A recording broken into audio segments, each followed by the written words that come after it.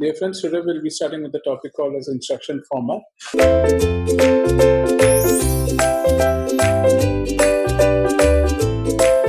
Now, why instruction format is necessary and what is the importance of an instruction?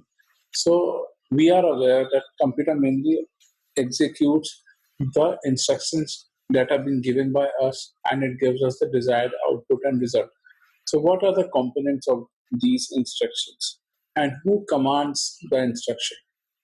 Like the CPU, inside the CPU, we have the ALU and the system buses which are interconnected with each other, and also the different type of address bus, data bus, and the control bus, which play a very important role in the execution of an instruction. So you should be aware that there are basically three types of instruction which a CPU mainly operates. One is called as the read instruction, write instruction, and read and write instruction. So the instruction format.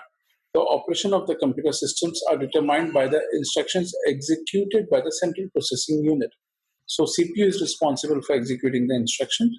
The instructions that are given are in the form of binary. It is in the form of zeros and ones, and these are called as the binary codes, and they are also being called as the machine instructions. Now, each instruction of the CPU has specific information field, which is required to get executed.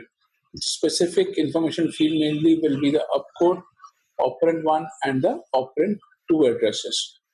And the information field of instructions are called as the elements of instruction.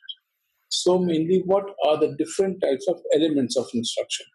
One is called as the operation code. Binary code that specifies which operations to be performed. So what are the different forms of operations? What type of operation needs to be performed?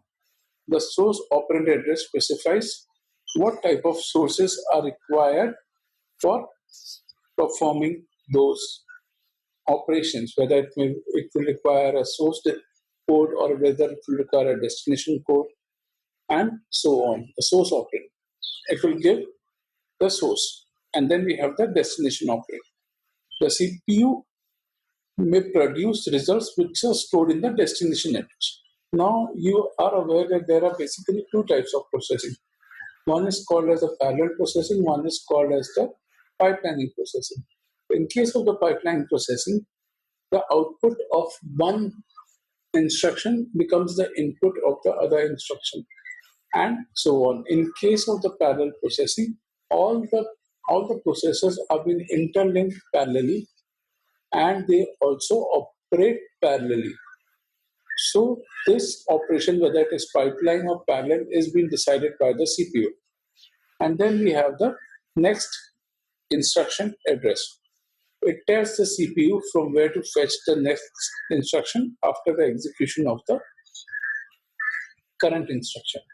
So here, why this plays a very important role in case of a CPU? Because when the CPU is executing any instruction, the ALU, registers, different types of buses that are connected are also operating at the same time. So as soon as that execution of that instruction is over, the CPU will give the hint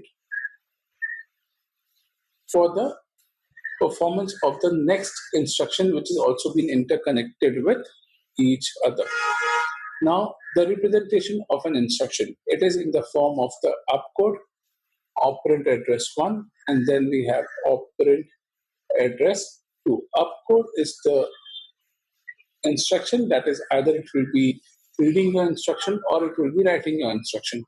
And operand address 1 and operand address 2 are basically those types of instructions which are mainly required. It will be the source address and the destination address.